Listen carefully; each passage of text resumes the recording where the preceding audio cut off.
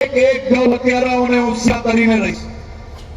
આમને માત્ર જેલ મોકલવા પૂરતું જ નહીં, અનેક ગૌ હત્યારાઓને 20 વર્ષની સજા, તો અનેક ગૌ હત્યારાઓને 7 વર્ષની સજા, 7 વર્ષથી લઈને આજીવન કારાવાસની સજા અપાવવા માટે આપણા ગુજરાત સરકારને સફળતા પ્રાપ્ત થઈ છે.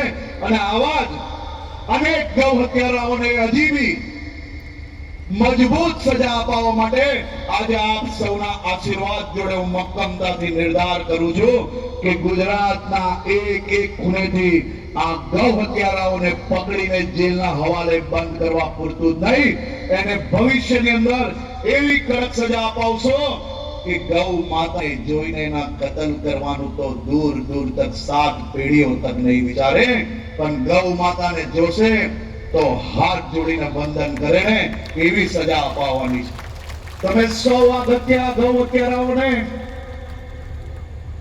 કડકમાં કડક સજા અપાવાય કે ના અપાવાય મને કહો. જેને લાગતું હોય અપાવાય એ જ હાથ ઊંચો કરે.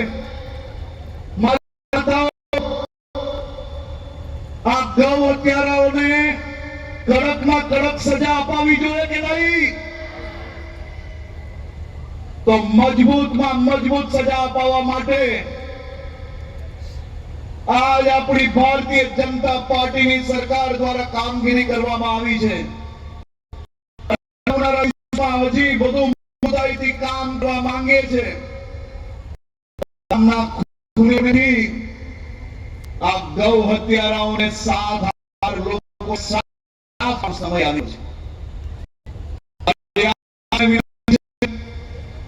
મારી માડીઓ, આપણું ઘર હોય કે આપણું સૌથી મોટું કેન્દ્ર હોય,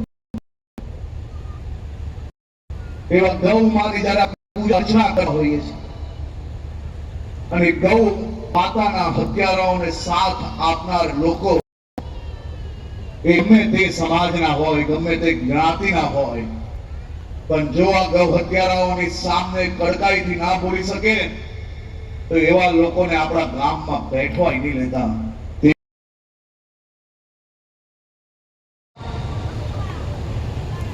મારી સૌ માડીઓના દર્શન કરવાનો મને અવસર પ્રાપ્ત થયો.